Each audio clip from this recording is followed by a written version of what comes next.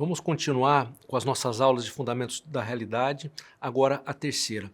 Nas aulas anteriores, comentei com vocês a respeito da substância e dos acidentes. Fizemos assim uma espécie de um mapa geral dessas noções que elas estão presentes em várias obras do Aristóteles e elas acabaram sendo apropriadas por uma série de filósofos que continuaram a desenvolver todo esse tema, a aplicá-lo em situações concretas, que eu vou ter a chance também de comentar com vocês depois. No final da última aula, eu comecei a tratar sobre a questão da essência. Falei para vocês que a substância e os acidentes, eles têm uma essência que lhes é própria. Agora acho que caberia nós explicarmos justamente o que vem a ser a essência. Então, é uma noção também muito presente no pensamento clássico, e a essência seria aquilo que faz com que alguma coisa seja o que ela é, né? do modo como ela é. A essência é o que determina o que a coisa é. Então, nós, como seres humanos, por exemplo, temos como essência a humanidade. Um cachorro tem como essência a sua, vamos dizer assim, caninidade, o que o torna canino. Um cavalo, a sua equinidade, o que o torna equino, e assim por diante. É um princípio, a gente pode dizer assim, a essência que ele determina então aquilo que somos. Também quando nós conhecemos algo, justamente conhecê-lo é dizer qual é a sua essência. Se não defini-la, ser capaz de descrever. Vocês vejam que nós não conseguimos definir exatamente a essência de um cavalo, né, ou de um gato. A gente vai dizer que é um mamífero, que tem um rabo com determinada forma, que faz um tipo de barulho, né, que nós chamamos de miado, tem os dentes, é um felino. Nós damos uma descrição procurando, de algum modo, destacar aqueles pontos que fazem com que aquele ente seja um gato e não outro. Também a gente nota que os elementos centrais da essência, eles se repetem nos vários outros gatos. E justamente por isso nós os chamamos, todos esses indivíduos, algo em comum que eles possuem, a essência, nós os chamamos de gatos, né? E é uma coisa importante, né? Porque houve muita discussão na história da filosofia a respeito de qual seria o estatuto da essência. Se ela seria simplesmente uma palavra que não significaria nada real nas coisas, mas simplesmente seria uma forma que a linguagem usa para poder economizar. Ao invés de eu chamar cada indivíduo, né, com o seu nome próprio, eu pego um grupo deles e dou o nome de gato. Não que isso represente algo real deles. Essa posição, a grosso modo, é chamada de nominalismo. Aqui eu vou expor para vocês, a que eu defendo, que me parece muito mais sólida, assim, e de acordo com o que a gente observa no mundo, é o realismo, que a essência é algo, sim, que está nos vários indivíduos, está presente nos vários indivíduos e que nós, com a nossa inteligência, somos capazes de abstrair dos indivíduos. Então é bonito isso, porque nós, seres humanos, isso também é uma característica muito importante da nossa inteligência, nós vamos além, já disse a vocês nas aulas anteriores, mas aqui mais um exemplo, nós vamos além do que só os sentidos nos mostram. O que os sentidos nos mostram são aspectos concretos de indivíduos determinados. Aquela cor que está naquele sujeito, né, esse cheiro, a forma que eu sou capaz de perceber num determinado indivíduo, mas eu não fico só nisso. Eu sou capaz de falar, veja, aquele dente, o rabo, né, é um gato, olha lá, é um gato. E eu abstraio, porque a ideia de gato ela não diz respeito apenas àquele indivíduo concreto, mas a todos os gatos. Então, o universal que eu abstraí, aquilo que eu comentava a vocês antes, que a gente pode predicar de vários, ele indica algo real que está nos entes, e é justamente a essência, muitas vezes, né? Nem todo universal é uma essência, mas as essências que a gente abstrai sempre são universais. Então, o que determina o que as coisas são é a sua essência. Nós temos essências substanciais e essências acidentais. O que eu comentava na aula anterior é que há autores que duvidavam se eu poderia falar de essência para os acidentes, mas Aristóteles já dá assim, a base para isso. Tomás de Aquino é absolutamente explícito já nos seus primeiros escritos de que sim, né, realmente nós temos aí uma essência acidental, ainda que a essência, no sentido próprio, pertence à substância, a da essência é dependente, né, do acidente, a essência do acidente é dependente da essência da substância, porque o acidente é na substância. A gente vai avançando, pessoal, também a gente pensa o seguinte, tem um tema que, vamos dizer, é muito central em todo o campo da metafísica, principalmente, que é o seguinte: quando nós conhecemos uma essência, nós não somos capazes de dizer se aquele ente que está na nossa mente, que a essência dele está na nossa mente, então vamos pensar um camelo. Então, cada um de nós podemos pensar no camelo, né, inclusive fazer uma imagem dele. Né, se a gente pensar no rabo, na cor, pensamos num camelo adulto. Né? Então, esse camelo que eu estou pensando agora, que vocês também devem estar pensando, nós não temos certeza se ele existe ou não. No caso, até eu diria para vocês que não. Como a gente está pensando, não. A não ser que eu tenha formulado essa imagem a partir de um camelo concreto que eu abri num livro, por exemplo, ou abri no computador e vi lá a imagem desse camelo. Então, sim, a gente poderia falar, esse camelo aqui, a essência dele está nesse indivíduo concreto. Mas a essência em si, muitas vezes, ela não dá simplesmente, conhecendo a ela, saber se o ente é ou não é, realmente, além da mente, né, na realidade. Então, a gente nota que os vários entes, eles são constituídos por dois princípios que são os mais fundamentais de todos os princípios. Todo ente é constituído por essência e ato de ser. Essência, o que estabelece o que ele é, e o ato de ser que faz com que aquela possibilidade, aquilo que você é, seja efetivamente. Então, nós todos, e tudo que nós estamos vendo aqui ao redor, todas as realidades, elas são uma essência que é de determinado modo, sendo algo substancial. E além de ser a essência, nós temos junto a ela uma série de acidentes que também têm a sua essência e são atualizados pelo seu ato de ser. Assim como a essência do acidente depende da essência da substância, o ato de ser do acidente depende do ato de ser da substância. Então, é assim que a coisa, vamos dizer assim, que a gente vê a realidade, né? O ato de ser e a essência. Então, essa noção, né, há autores importantes na história da filosofia que eles deram, vamos dizer assim, uma espécie de marginalizada, ou não perceberam a importância que havia no ato de ser e colocaram o foco do seu pensamento na essência. À primeira vista, parece que não teria muito problema isso, porque realmente a gente acaba conhecendo por meio das essências que a gente diz o que as coisas são. Mas há sim um desvio nesse enfoque, porque mais importante do que as essências que estão na nossa mente, o conceito que a gente consegue abstrair, é saber se as coisas efetivamente são ou não.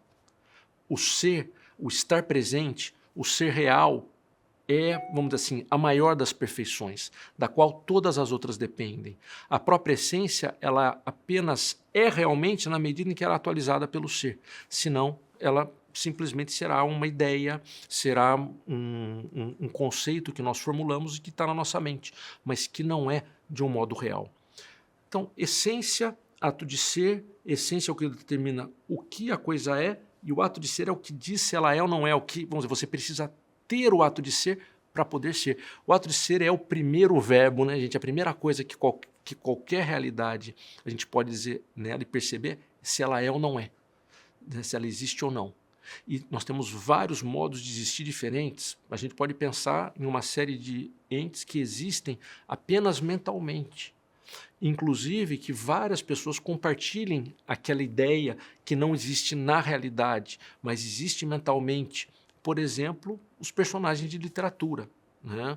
Ou figuras mitológicas, o Pégaso, né? O cavalo alado. Então, é uma figura que eu comento, vocês vão achar desenhos dele, vocês vão pegar histórias que narram com esse cavalo, mas provavelmente jamais existiu. É uma lenda, mas ela existiu como? Existiu como uma lenda. Existiu mentalmente, numa história que vai sendo narrada e vai sendo transmitida. É uma maneira de existir, de ser. É um modo de ser, né? E é diferente do cavalo que está ali no estábulo, né, efetivamente. Que esse, além de eu poder descrevê-lo e fazer uma ideia dele, então vai ter uma existência mental a partir daquele cavalo, né? Tirei, olha, puxa, aquele cavalo tal, que é do meu tio, que é marrom, faço também a ideia dele, ele existe mentalmente, mas mais importante ainda, ele existe realmente com o seu ato de ser próprio. Então, toda a realidade ela existe com essa dicotomia entre ser e ato de ser. Adianto a vocês, a gente vai ter chance de falar isso mais adiante, o único que tem o ser sem que a sua essência é o seu próprio ato de ser, não há essa, vamos dizer assim, essa composição de essência e ato de ser, mas é uma pura simplicidade, como o próprio ser subsistente é a divindade. Né? Isso é o que Tomás de Aquino fala. A divindade é um ato de ser que não é limitada nem determinada por qualquer essência. Ou, se a gente quiser, a gente pode dizer que a essência da divindade é o seu próprio ser. Né? Então, há uma unidade que é muito mais intensa do que há em qualquer outra realidade, em qualquer outro ente que nós encontremos. Muitas dessas discussões que eu estou falando para vocês aqui, a respeito dessa distinção de essência e ato de ser, elas estão presentes nos primeiros capítulos de um opúsculo de Tomás de Aquino que ele escreveu mais ou menos antes, provavelmente, de quando ele fez 30 anos, que chama, né, o Ente e a Essência. Né? É um livro notável, né? Curto, bastante denso, mas que trata disso tudo. Que ele estudou Aristóteles, estudou Avicena, que é um pensador árabe, né, da Idade Média muito importante, estudou Averroes, e a partir desses autores todos ele formula toda uma explicação muito articulada a respeito desses conceitos básicos que eu estou comentando com vocês. A essência, ela determina então o que a coisa é. Então, justamente, pessoal, a gente estava falando antes sobre as substâncias e os acidentes. Quando a gente tem uma substância, então, claro, cada substância vai se comportar de acordo com o que a sua essência determina. Quando o comportamento de algo, a maneira como ela se manifesta, fica muito diferente, a gente começa a pensar que ou está havendo mudanças acidentais naquela substância, ela está sendo determinada de modo diferente, mas ainda mantém o seu ser substancial, ela ainda é o que era anteriormente, ou ao contrário, pode ter havido efetivamente uma alteração. Então vocês lembram que eu comentava, né, que qualquer elemento separado subsistente é uma substância, mas quando ele se junta a outros e o comportamento dele no todo é diferente do que era o comportamento dele isolado, significa aí a gente pode identificar houve uma mudança de essência. Então, o átomo de hidrogênio sozinho se uniu a outro átomo de hidrogênio e a um átomo de oxigênio, formou uma molécula de água. Agora, o comportamento daquele todo, de cada um dos elementos, é diferente do que quando eles estavam isolados. Né? O hidrogênio tem uma temperatura, né, em que ele é gasoso, né? A gente pode até pensar hidrogênio líquido, né, que é diferente da temperatura com que a água vai ficar gasosa ou vai ficar líquida. Tudo já começa a se comportar de um modo diferente. Por quê? Porque houve aí uma mudança essencial.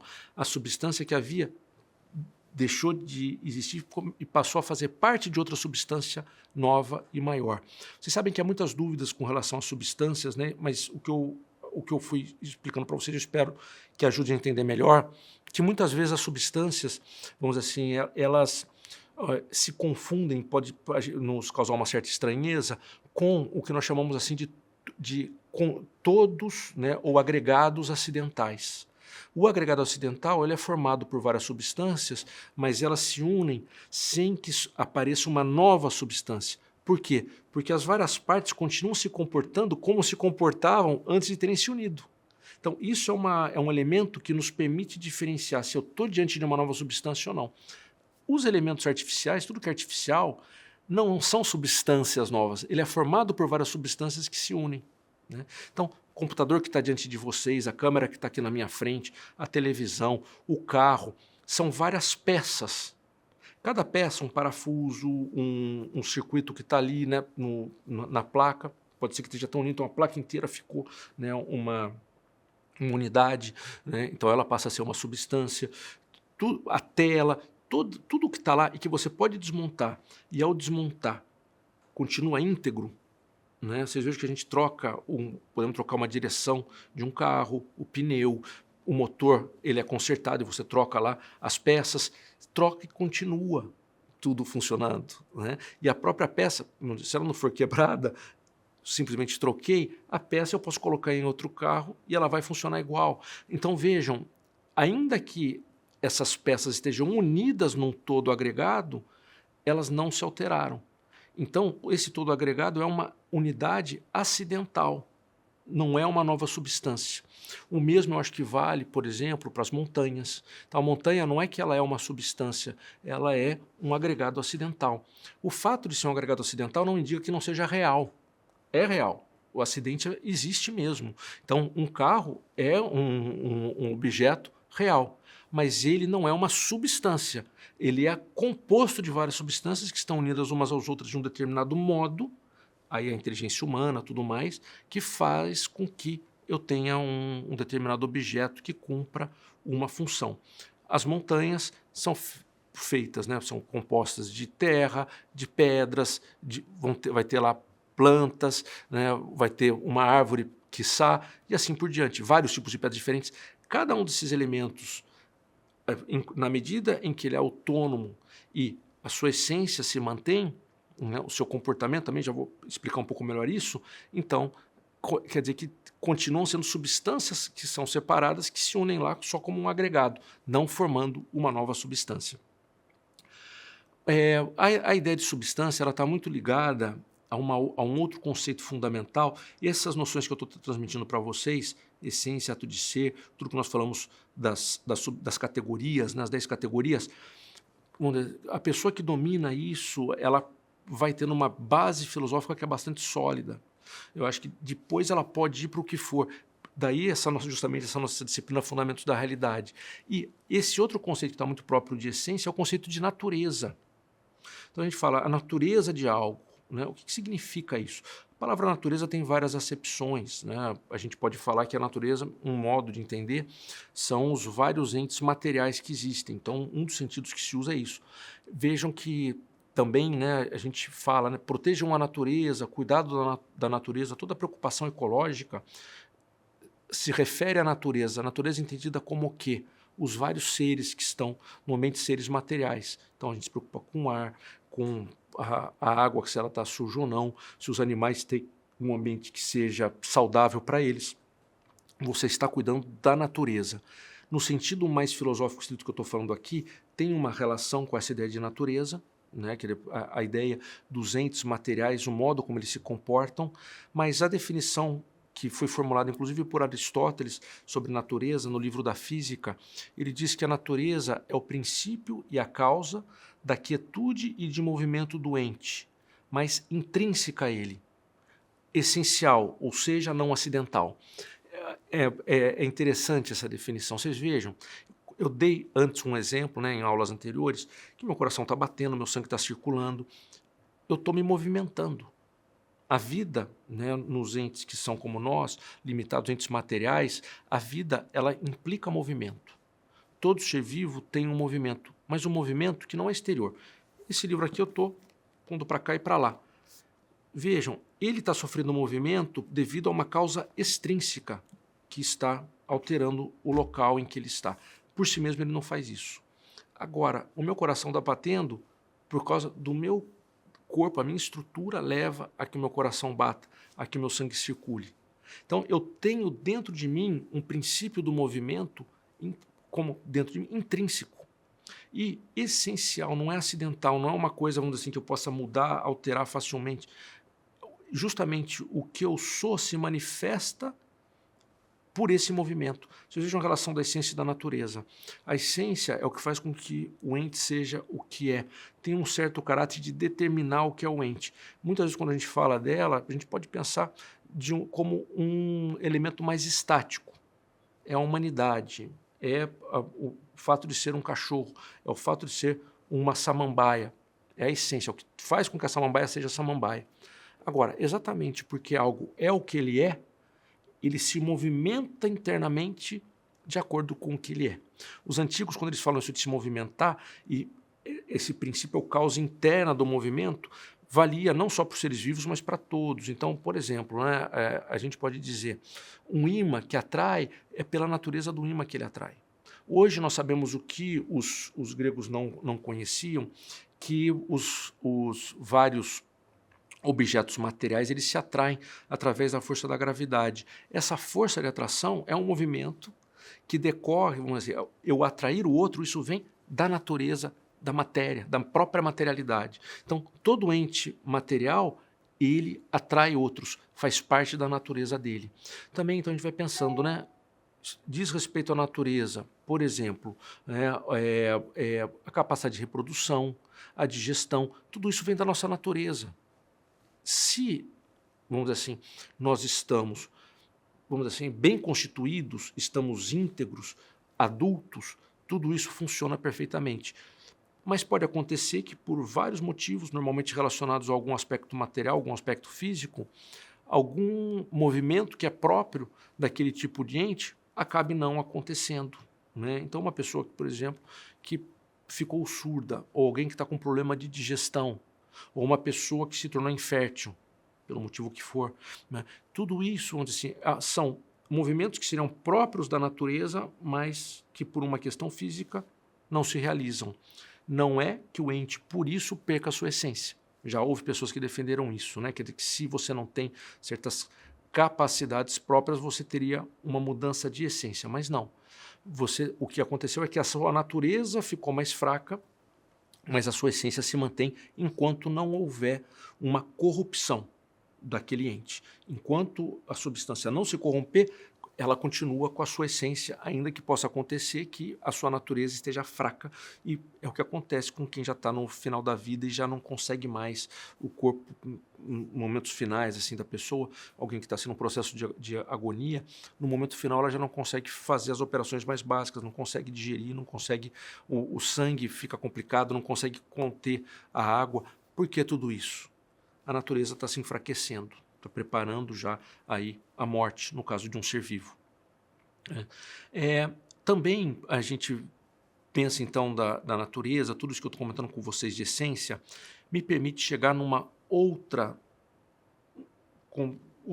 par de noções que são muito importantes, né, para a gente entender tudo, que é a noção de ato e potência. Ato e potência. Potência é o que pode vir a ser. Ato é aquilo que efetivamente é. Então, uma semente em ato é uma semente.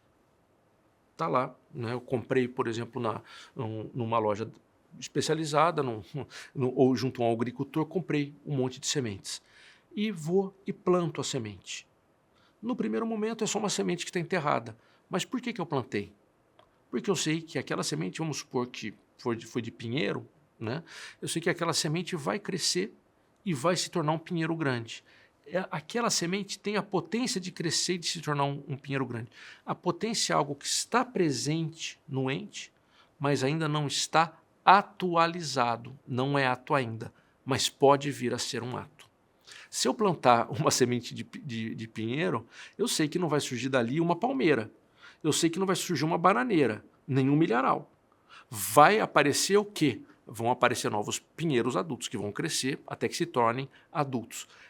Então, a semente de pinheiro tem a potencialidade para se tornar um pinheiro adulto, não para se tornar uma bananeira. Essa ideia de ato e potência, ela foi elaborada pela primeira vez por Aristóteles.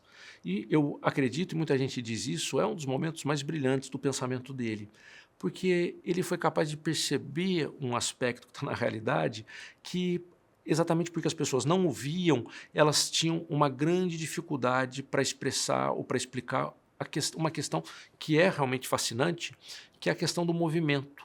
As coisas mudam. As coisas mudam. E, ao mesmo tempo que elas mudam, uma parte delas permanece. Por isso que eu quis começar a falar para vocês sobre substância e acidente, né?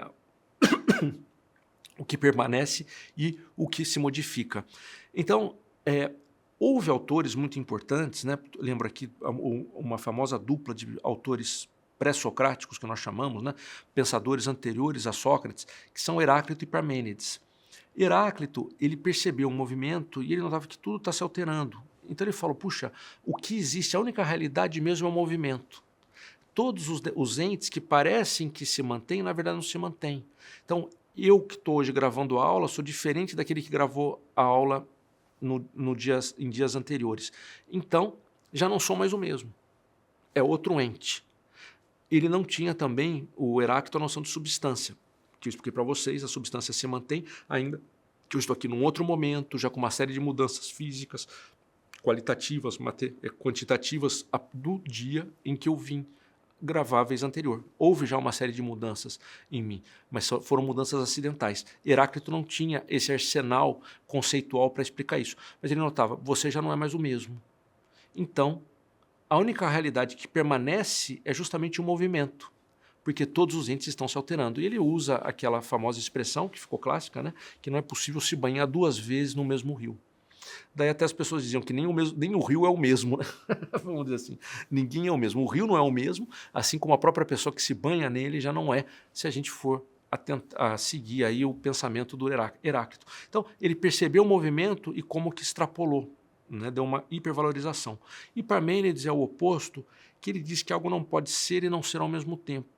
Então, se algo é, não pode se tornar uma coisa que ainda não é, porque essa coisa não existe ainda, não tem como você fazer a passagem do ser ao não ser. Então a conclusão de Parmênides é que o movimento é uma ilusão. A única coisa que existe é o ser, né? O ser que é imutável, que é pleno, né? E então ele se mantém. Todo movimento é falso. Claro que a filosofia do Parmênides ela acaba sendo contra-intuitiva e contra o que a gente observa em nós mesmos e em todas as coisas. O movimento está aí. Mas ele dizia, não pode ser, né? O Parmênides, para mim, é um caso muito interessante de uma pessoa que coloca a sua teoria à frente do que ele percebe na realidade.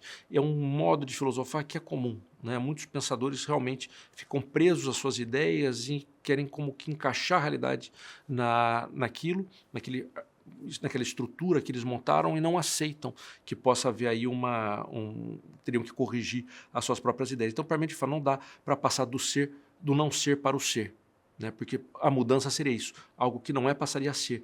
Como isso não pode acontecer, então o movimento é uma ilusão. Não estou explicando de uma maneira bastante simples, assim, até grosseira, mas que permite aqui para nós cumprir a função, porque o que Aristóteles percebe é justamente que o que o Parmênides falou é verdade, você não consegue passar do nada para o ser, mas o movimento é a passagem da potência para o ato. No movimento, nós temos um ente que tem a potência para se tornar outra coisa e que vai se tornando essa outra coisa. Isso é o movimento. Então, inclusive, a definição que Aristóteles dá do movimento, que eu acho que não foi superada, é o ato do ente em potência enquanto em potência. É o ato daquilo que está em potência que ainda não se atualizou completamente, mas se mantém em potência. Então, no caso que eu dava o exemplo para vocês das sementes, da semente de pinheiro, uma semente ela é plantada, no começo está lá, só ela, daí ela começa, pouco a pouco, né, vai fazer suas raízes, vai ter todo o processo estudado na biologia, muito bem descrito, do crescimento daquela semente até que ela vai se tornar o pinheiro adulto. Todo esse processo, desde a semente até que ela se torne o pinheiro adulto, até que ela se atualize como esse pinheiro, é o que eu chamo de movimento. Então veja, é um ato dela, é o ato do ente em potência enquanto em potência. Ela vai se alterando, ela vai crescendo. Então é um ato, não é um ato, é algo que está acontecendo. É o ato dela, mas enquanto ainda em potência. Por quê? Ela ainda não chegou na sua plenitude. Quando ela chegar na plenitude, o movimento termina. Termina por quê? Porque se alcançou a forma almejada. Ao pensar no movimento, Aristóteles verificou quais seriam os elementos dele. E ele falou, são 3 elementos. Todo movimento tem uma potência, ou matéria, que indica uma potência, uma privação e uma forma que vai ser alcançada. É isso que Aristóteles fala. Todo movimento é assim. Então, eu tenho uma semente, que é, vamos dizer assim, algo que tem a potência para alcançar a árvore adulta. Então, uma matéria, no caso até, na semente é uma matéria, que tem essa potência para se atualizar e se tornar o pinheiro adulto. Tenho uma privação, ou seja, aquela semente ainda não tem a forma de pinheiro adulto. Ela tem a forma de uma semente. Então, como ela está privada da forma do pinheiro adulto, ela pode se movimentar em direção a essa forma. Se ela já tivesse a forma, não teria sentido falar em movimento, porque ela já a possui. E essa forma do pinheiro adulto é a forma a qual se dirige o movimento. Então, é um ponto de partida no qual há uma privação. Esses são os princípios do movimento, né? E a forma final, a forma a ser alcançada, que, vamos dizer assim, ela está desde o início, de certo modo, como algo potencial que vai ser alcançado. Todo movimento está em função dessa forma final. Então, Aristóteles percebeu, né, esses passos, vamos dizer assim, que a gente tem no movimento, como as coisas vão se sucedendo até que a gente tenha essa forma plena, né? Então, potência, privação, forma final. Quando a gente pensa no movimento, então, todos esses conceitos de potenciato, eles são muito importantes. A potência, nós podemos pensar em dois tipos de potência, que é a principal divisão que há nela. Há uma potência passiva e uma potência ativa. A potência passiva é aquela que diz respeito à possibilidade de ser alterado por outro. Então, e isso, vamos dizer assim,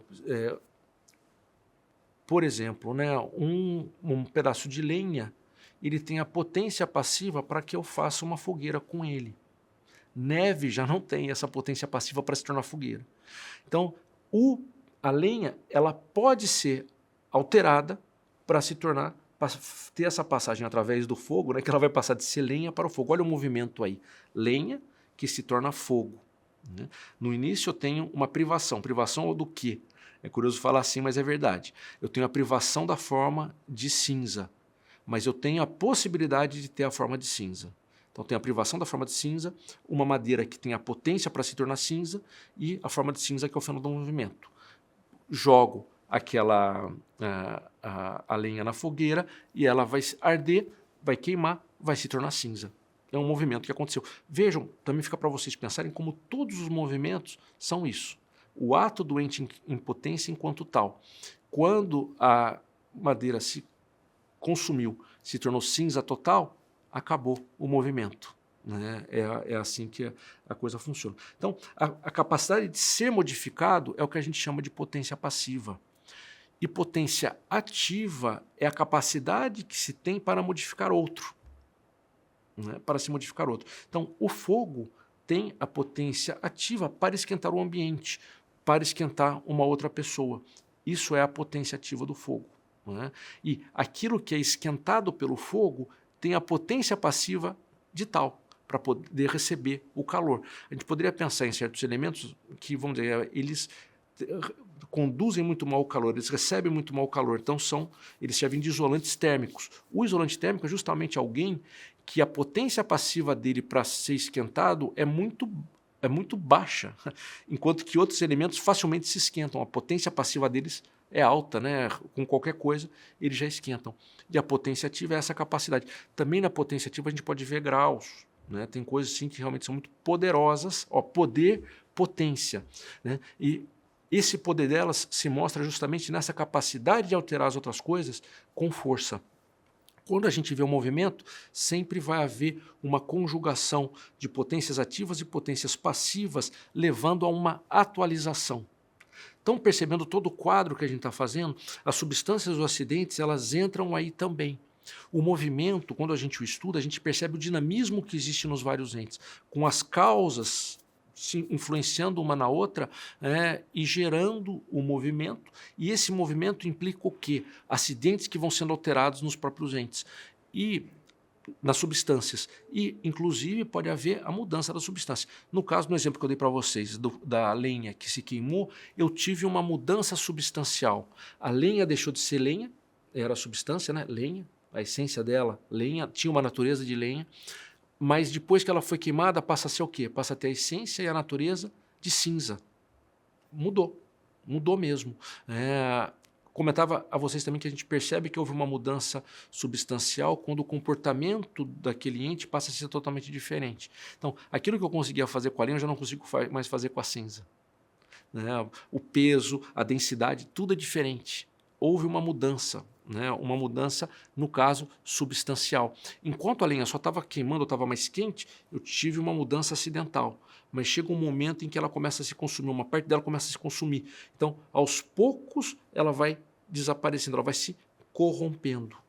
Então, a gente vê que essa é a dinâmica do movimento que nós vamos continuar a explicar para vocês na próxima aula.